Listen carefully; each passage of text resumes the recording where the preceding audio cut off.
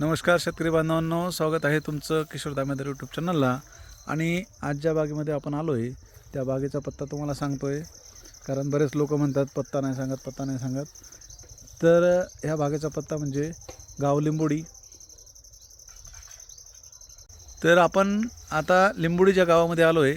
अहिल्यानगर तालुक्यातील लिंबोडी हे गाव आहे आणि तिथले श्री अशोक भानुदास बेरड यांच्या बागेमध्ये आपण आलो आहे.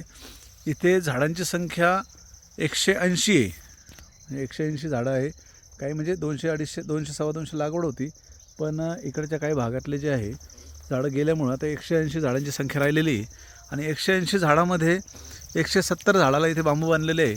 माल ओव्हरलोडच आहे, म्हणजे चांगल्यापैकी प्रत्येक झाडाला असा माल लोंबलेला तो माझा दिसतो आहे. तर हा मागील 2 वर्षापासून बाग फुटत नव्हता.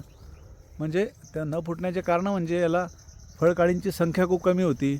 मागील 2-3 वर्षाचा दुष्काळ जो होता, म्हणजे पाऊस कमी असणे, पाण्याचा स्टॉक नसणे, ह्या गोष्टीमुळं काय झालं की इथे उन्हाळ्यामध्ये ताण तर देत होते, पण ताण इतका जास्त बसत होता की त्याला फुलंच येत नव्हते. आणि फुलं न आल्यामुळं शेवटी बहार फुटत नव्हतं, म्हणजे आपल्याला उत्पन्न होत नव्हतं.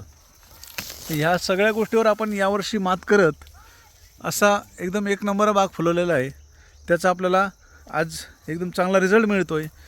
तर इथे आपण शेतकऱ्याकडून माहिती घेऊया की इथे झाडांच्या म्हणजे एवढा बार यांना कसा लागला, त्यानंतर याचं संगोपन त्यांनी कसं केलं आणि हा बाग किती रुपयाला विकला आहे. कारण ह्या बागेचा आपण सौदा केलेला आहे, मागील 2 ते 3 दिवसाआधी इथे सौदा झालेला आहे. तर त्यांना आपण विचारूया की ह्या बागेचा सौदा किती रुपयाला झाला आणि कसं कसं ठरलं आहे. तर नमस्कार शेतकरी बांधवांना. नमस्कार सर. साहेब, आपलं नाव सांगा प्रथम. अशोक भानुदास बेरड, निंबोडी. अशोक भानुदास बेरड, निंबोडी. तर यांना यावर्षी जो बाग फुटला आहे आणि मागच्या 2 वर्षाआधी का नाही फुटला होता, हे आपण थोडक्यात माहिती जाणून घेऊया. तर आपला जो 2 वर्षापासून बाग फेल जात होता, म्हणजे फुटतच नव्हतं, त्याचं काय कारण आहे तुम्हाला?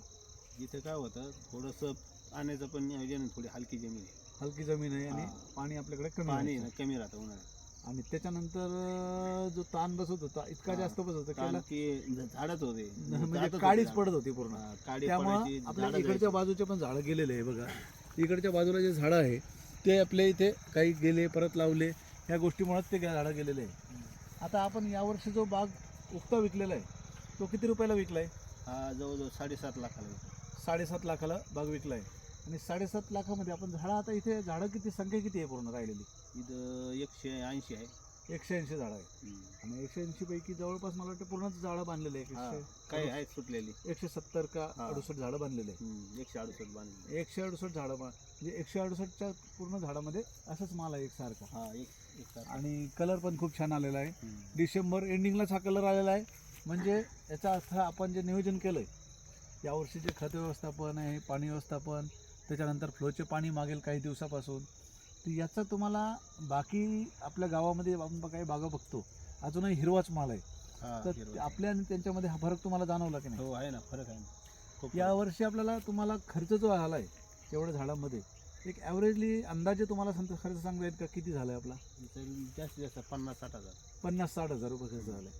म्हणजे सांगायचं तात्पर्य काय, 50-60 हजार रुपये इथे आपल्या 180 झाडामध्ये खर्च झाला आहे. आपण एकरी पण 50-60 हजार करतो 280 झाडाचा, पण इथे आपण थोडा जास्तच झालेला आहे.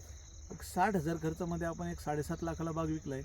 म्हणजे संत्रा शेतीमध्ये हे प्रॉफिट आहे, खूप चांगलं प्रॉफिट आहे. फक्त योग्य नियोजन करायला पाहिजे, योग्य सल्ला मिळाला पाहिजे. आणि योग्य सल्ल्याचं महत्त्व तुम्हाला आता कळलेलं आहे की आपण जे मागच्या 2 वर्षापासून 1.5 वर्षापासून आपण काम करतो सोबत, तर 1.5 वर्षात आपल्याला जी खर्च आणि उत्पन्न याचा ताळमेळ कसा बसवता हे तुम्हाला लक्षात आलं आहे. हो, बरं. तर चला, धन्यवाद.